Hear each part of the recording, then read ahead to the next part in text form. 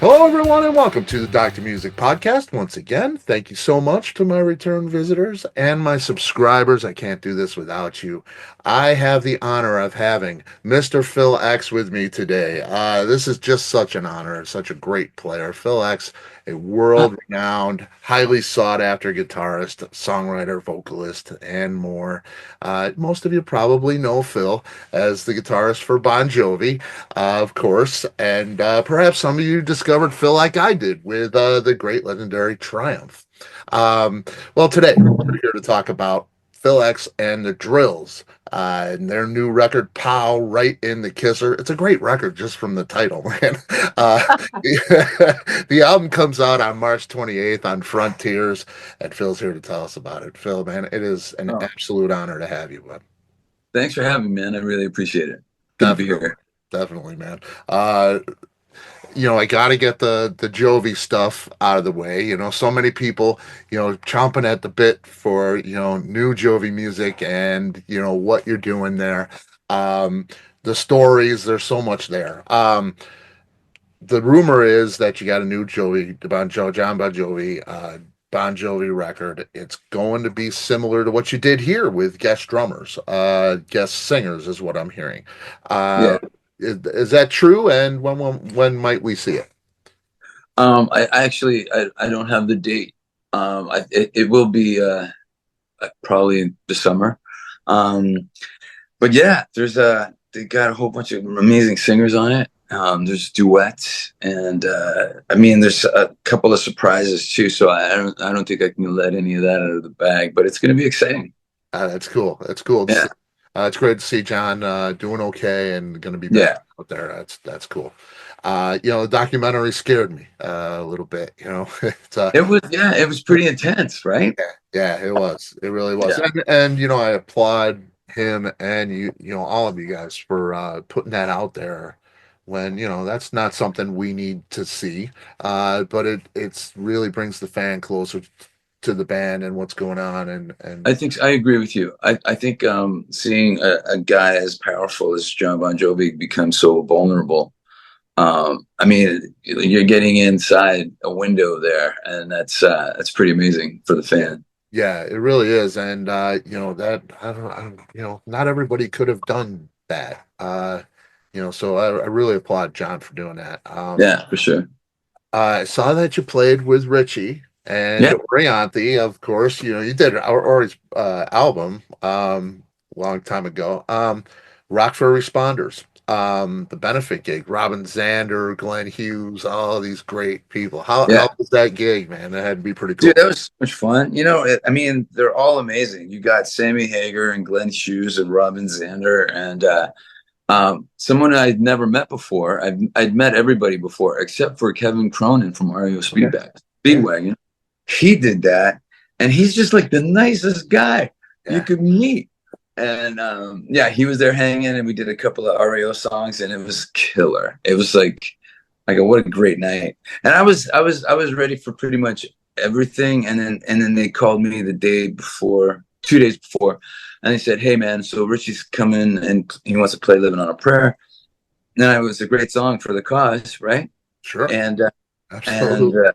and he was like, "It's gonna be okay." I'm like, "Dude, we're adults. I was Of gonna course it'll say. be okay."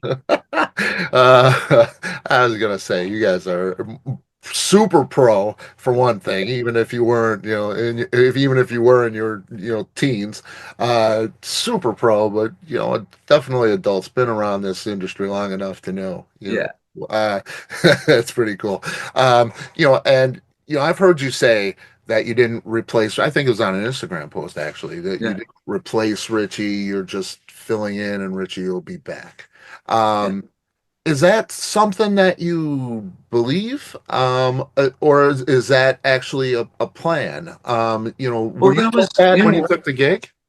when I said that, it was when I was filling in, and it Right. kind of bugged me that the headlines were Phil X replaces Richie Sambora, and that's when I thought, that's not the case here.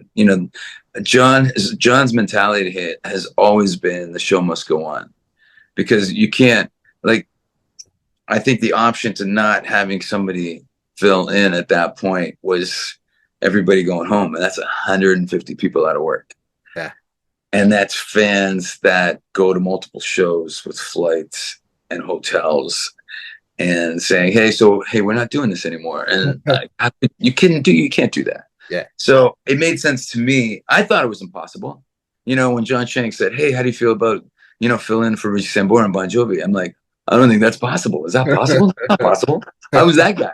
And he goes, well, they need somebody to. And I told him it's you. So you got 5 seconds. And that's how that happened. But, you know, at the end of the day, it's, you know, he officially quit in 2014. And in 2016 was the first time that I appeared on a record. And wow.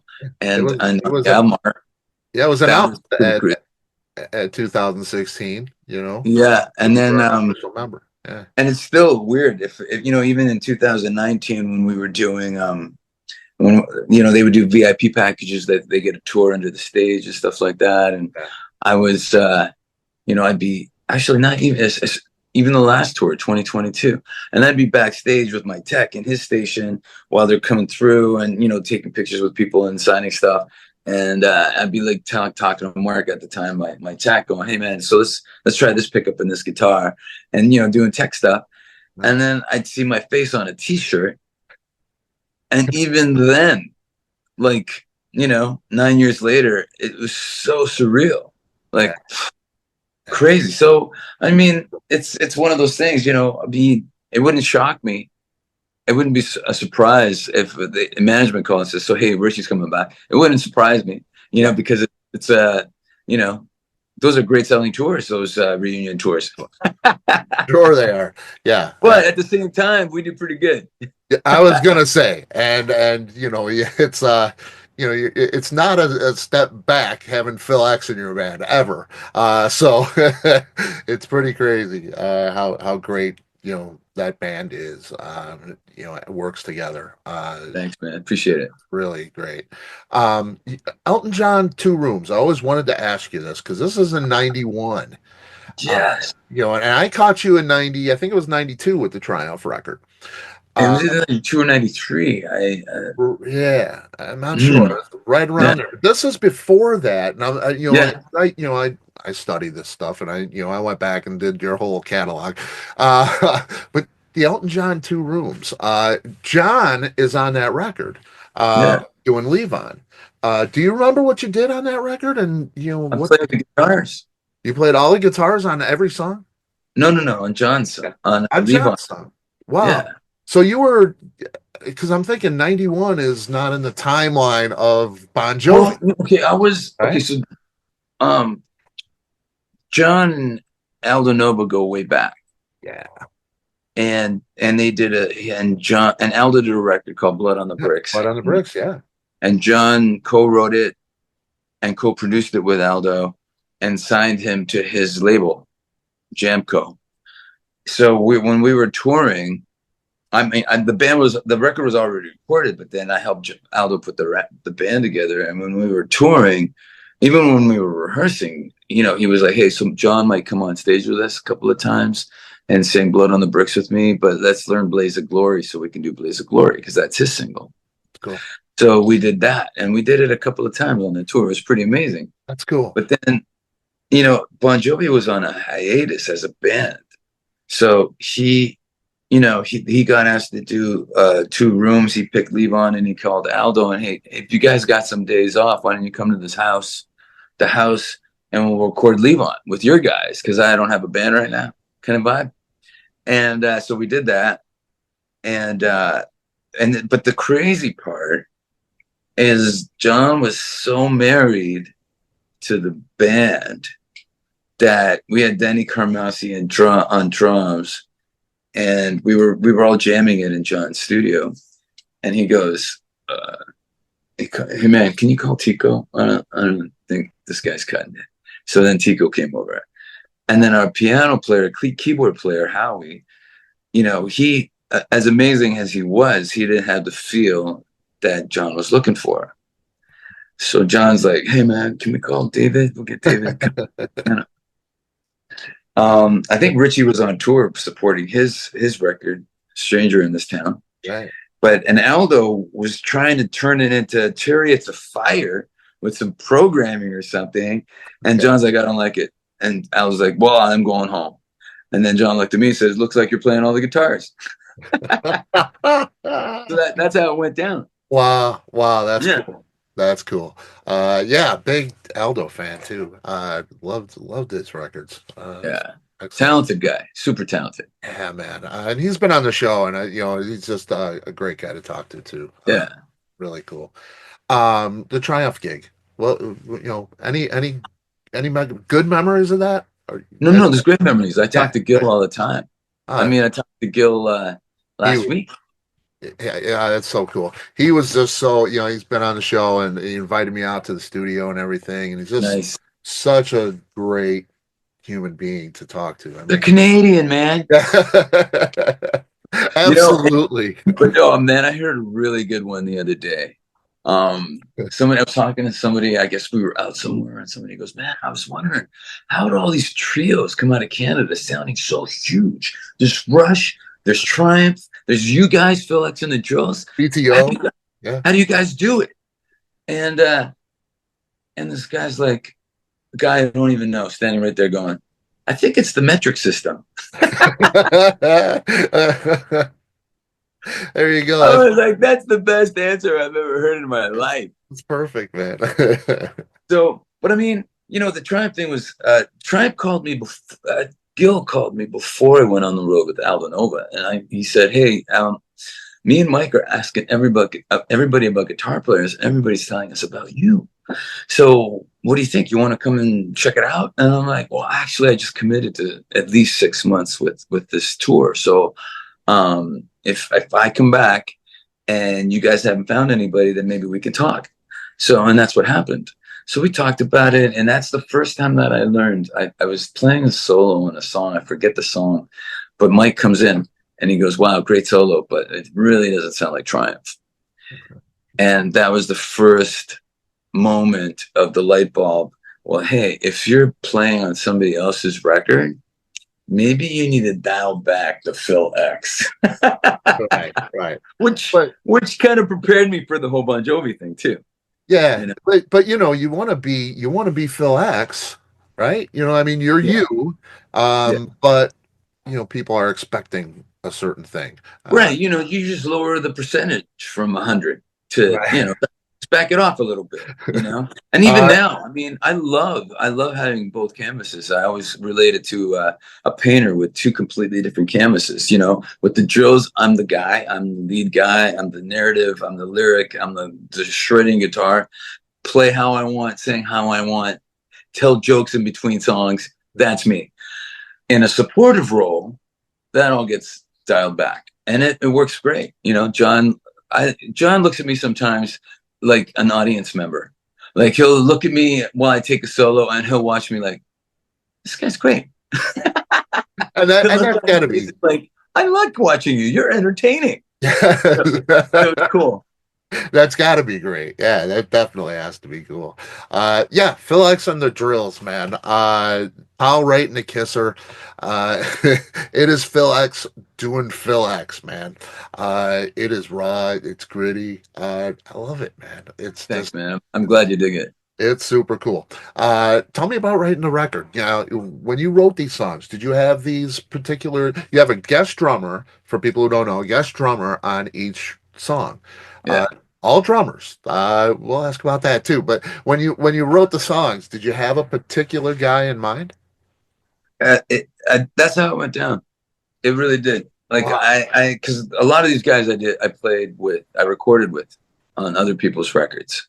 Okay. So like with Kenny Aronoff, for instance, I lost count how many records we've been on together.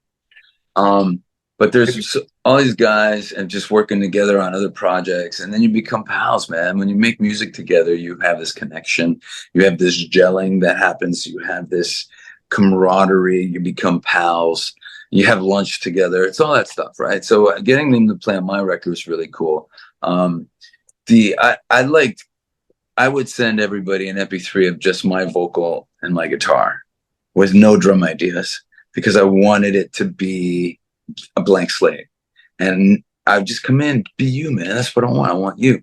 And the best example was, I mean, they're all great stories, but Tommy's story was because I played on all the solo records. I wanted to really pitch him something that he could connect with, So I went on the internet looking for a YouTube video of a drum solo from a Motley Crue concert, and I found this solo where he, at one point, the lights are going crazy, there's flames, and he's playing this groove, and I'm So I literally wrote our current single, "Fake the Day Away," to that drum groove. Wow. And he's something. That was an amazing thing. And the funny thing is he was all in. He took it into his studio, sampled it, slowed it down, put a loop on top of it, and sent it back to me. And he goes, "I love it. This is the tempo." And it was a good 10 beats per minute slower. And then when we got into the studio, it was me, Tommy, and Dan on bass. And we were just jamming the tune. And he was like, "Hey, can you bring it back another 2 beats?" And I'm like, "Yeah, let's do it." So we bring it back 2 beats. Now we're locking it in because, changing a tempo sometimes is weird. Yeah. And then bam. "Hey, can you bring back another 2 beats?" "Hey, man, do what he says. He's the boss, It's going to be a syrupy ballad by the time you're done. but what you hear on the record is where it was at that point, like 14 beats per minute slower than the original idea. So, I mean, and I'd love to hear the original. It came out great. I love how it came out. It's because it sounds great. Yeah. I can't imagine it. I'm trying to think, how it would be sped up. It's like, wow, it's a totally different track. Yeah. Totally different track. Yeah. Yeah. So it's great. I wrote a lot of the songs. Like even when I was thinking of Ray Luzier, I was thinking of a song that he would be able to connect with. And that's, I remember writing that song driving around somewhere in California, and the first lyric come to me and the riff was already in my head, and I just recorded it in my phone so I wouldn't forget. And then I got home and I listened to it and I finished it on the spot. Wow. And I thought, this one's for Ray. And that's basically how it went. I love Jeremy Spencer from Five Finger Death Punch. He was the first drummer in the actual drills. Oh, really? Before Five Finger Death Punch. So getting him to play on this last year on Moving California, that just was a no-brainer. Oh, well, is he on the EP? The no. air hockey and all that? Because he had already left to go put Five Finger Death Punch together. I think it worked out. yeah. How about it, huh? Crazy. One guy that I saw on there, and I was anxious to hear it. And when I heard it, it's not what I expected at all. And that's Gary Novak. This is a jazz guy. He's a swing drummer. He's kind of, Chick Corea, this is a rock track. I mean, he's bashing, it's really, it was an odd match. I didn't expect to hear that. Did you think of him when you were writing it? No, for me, I knew that was a perfect song for him because I've played with him before on other people's records, and it was rock tracks. We played, there was one record that we did together that was Scott Humphrey was producing, and I think the band was called Day of Fire. It was a Christian rock band. Yeah. And we did all those tracks at Scott Humphrey's place in like 6 days. And it was Chris Chaney on bass and Gary Novak, and we were rocking. And what I loved about Gary out of the gate was, even though we were going to tape, so recording the tape, for anybody who hasn't recorded the tape with a band, there's an urgency that becomes evident because you don't want to be the one that screws up. Right. But Gary doesn't think like that. He takes chances on every fill because he knows he's going to land on his foot. He knows. So that's what really excited me about his playing. And that was a rocky record, man. We rocked that one out hard. And so I had done other stuff with him. He played on a song for my band Powder back in the day in LA. And then He played on a couple. Actually, later on, he played on a couple of more songs for Powder. But so I called him up. I said, "Dude, I got this track. I think you'll kill it."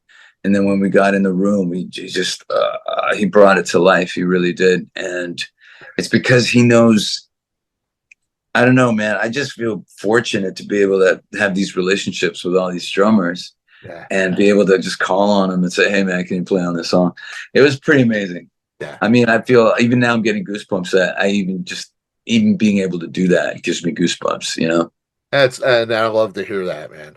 Because so Yeah. many guys, you know, have been in the business long enough, and they've been doing business more than playing. You know, that's a thing. And they just get tired after 40 plus years of doing it, or 30. Wow. You're not. You love doing this, man. Well, I feel It's like a kid, clear. man. I feel like a kid. Like all these drummers was a candy store kind of thing, you know? Like you take Yeah. that, take that, and take that, and put it all together. And the funny thing is, I kind of shot myself in the foot because I kept sending mixes to the mastering guy, and he's like, this doesn't sound like the same record. Really? Like I thought, okay, if the common denominator is my guitar, my voice, and Dan's bass, then that's a Yeah. good start. Totally. I mean, that's it, really. I mean, That's what I would think. I But I yeah. I kept having to tweak stuff, and then Chris Lord Alge did a couple of mixes, and he mixed Gary's track as well as Tommy's track, and then I'm doing all the other mixes, and I'm thinking, okay, I got to get this more here and this more there, and then we got closer and closer, and I'm glad he pushed me. Maor was our mastering guy Oh, out yeah. the bar. And I was really glad he pushed me to make it sound more cohesive. Yeah. And I was very excited about that. And now when I listen to it, I'm like, well, man, it sounds like a complete record to me. I'm so happy with it, man. I really am. You should be, man. It is a great record. And Thanks. one other guy I want to touch on, Tosh Peterson. He's in the video, the Yep. Tommy thing. Is there anything this kid can't do, man? Crazy. I mean, you know what? I love It's this guy. wow. I met him on Instagram. He's on a song too. He's on Seemed Like a Good Idea. We Right. recorded that, I think, in either late October of last year or early November. Uh, And it made it right on the record because the record was done. And I'm thinking, I got to get Tosh on this. So Tosh, he was doing covers in his little tiny room. And then lo and behold, I'm like, this guy's amazing. This guy's amazing. And then one day he's doing a drills tune called Something to Say off of Stupid Good Lookings and knocking it out of the park. And I'm like, how do you even know the drills? And he goes, oh my God, I can't believe you're messaging me. I'm a huge Bon Jovi fan, a huge Tico fan, and I became a drills fan by default, you know? And then we started talking. I said, we got to do a song together, or hey, maybe we shoot a video together, or do something. And then we just nailed our relationship together when I was backstage with Tico one time. And I go, hey, Tico, can you do me a favor and make a video? I'm going to shoot you. It's to Tosh. He's an amazing drummer. And he did. And Tosh was like, and I mean, Tico's like, hey, Tosh, my buddy Phil here is telling me you're an amazing drummer and keep it up, keep up the hard work. I'm going to give him a set of sticks to give to you and stuff like this, right? Right. And then I send that to Tosh, and he hits me back like his mouth is gaping open, like 5 feet, going, what the fuck? It was pretty amazing. So, I mean, I'm really glad that he got to record a song. And we did want to get Tommy on Pick the Day Away, but he was out of town. So, and we had the location and the crew, and the day was perfect, and Tommy couldn't make it. And it was like, well, let's get Tosh Peterson. Absolutely, man. And he kills it. I mean, he's fun to Yeah. watch too. He's so fun to watch. It was just this perfect. anxious, angsty young kid, man. And it's Well, and he's the guy that he's the call now. He's 23 and the call. So when Filter needed a drummer, they called him. When Lady Gaga, right? he did Lady Gaga, I called him. Hey, what are you doing on Wednesday? He goes, oh, I'm playing with Lady Gaga. Yeah. And then when we were shooting the video, it was like he goes, hey, am I done? I'm like, are we done with Tosh? And they're like, yeah, good, because I got Machine Gun Kelly rehearsals in an hour. It's unbelievable. That's cool. I don't know anybody busier, man. It's amazing. And he does. He deserves it, though. He totally deserves it. Well, he's doing all kinds of stuff too. He's going from Lady Gaga to, Bad Bunny and Little Nas X and, you know, Yeah, Phil X. every, It's crazy, man. What doesn't the guy do? It's crazy. Uh, let's go. You grew up playing the bouzouki. Um, yes, and I've seen you tune to, do the tunings on your guitar for the bouzouki, playing the bouzouki at such a young, impressionable age, yeah, growing up with it has to influence it makes you feel X. yeah. You play in a different way than a lot of people. There's a lot of different It techniques. was. I realized that early on when I took a bunch of lessons when I was 17. I was learning all these Greek songs basically from my dad because he loved he couldn't play like me, but I could like learn complicated songs and I could show him to him the way he could get by and sing and stuff like that. When he went to a party with a bouzouki, it was like Elvis was in the building. He was the hero, of everyone, and especially mine. But it was when you're growing up playing guitar, you get together with other players and everybody kind of shows everybody what they got. And did you hear this new Eddie Van Halen thing? And did you hear this? And did you hear that? And then one time I just started speed picking and everybody's like, hold the phone. What was that? And I'm like, what? Your picking is insane. I'm like, yeah, I've been playing bouzouki. But what? Yeah, It was exactly. like that. And that's when I realized that incorporating that style into my rock playing really gave me an edge. Yeah, It was really, I don't think I've ever seen a cleaner, more precise, the least sloppy player I've ever seen. what? You are just, man. I watch your fret hand, and it is, I see a lot. It's the fingers are flat, a little dampening strings and stuff, but your fingertips are always out. It's just amazing the way that your sound is so clean, and it's you get this gritty kind of dirty-ish type of songs. Yeah. Your sound is Wow. just, I mean, Thank- and I'm thinking, is it, you strike me as like a classical player, like, that fast picking, that really precise technical thing. Do you ever consider like doing a classical record on classical guitar or like a bouzouki record or something like that? You know what? I'm not even into. I wouldn't even be interested in doing an instrumental record, Okay. only because I'm a song guy, man. I grew up on an AM radio on the driveway with those spitting out 10cc, the things we do for love, and Al Stewart, the Time. year of the cat, Yeah, yeah, and yeah. reeling in the years, and all these songs that were like huge songs. I became a song guy, so I want to hear a chorus. Like I love watching others do instrumental songs, but then I'm like, I really miss a chorus right now after about 30 minutes. Anybody have a chorus up there? That's But no, I do. I have heroes that do that, and they do it amazingly. I don't need to do that. I'd rather they don't have my voice. I'd rather sing, uh, scream out a chorus than just do an instrumental record. that's But cool. I mean, I had to cut you off Okay. because I have another person in another Yep. couple. Yep. Sounds good, Uh, man. I dude, appreciate all the time, man. oh no, thank you, man. It was really great questions and the history and all that stuff and your homework. You did your homework. Yeah, Thanks. of course, man. And you're my guy, man.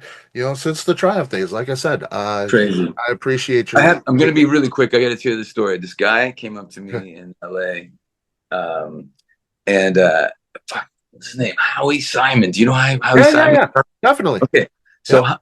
Great player. Howie knew the drummer in this band that I was playing with, and Glenn Sobel, and Glenn invited Howie to come and see us at this place called the Gig on Melrose, and Howie goes, "Hey man, I'm from Buffalo. I hear from you're from Toronto. I know a lot of Canadian bands. Who did you play with?" I go, "Well, I played in Aldo Nova, and then I played in Triumph." And he said, Was that before or after Phil X?" No way. And I was I like, dude, love it. because I had short hair. I was Oh, like, dude, I am Phil X. And he freaked out. He goes, that's my favorite Triumph record. oh, I love it, man. That's Isn't that a great story? That's Okay, great. I got to go. All right, I'm man. glad I could share that with you. I'll Love see you, you buddy. soon, man. Thank you, man. Take All care. right. Have a good day. You too, man. Bye. Bye.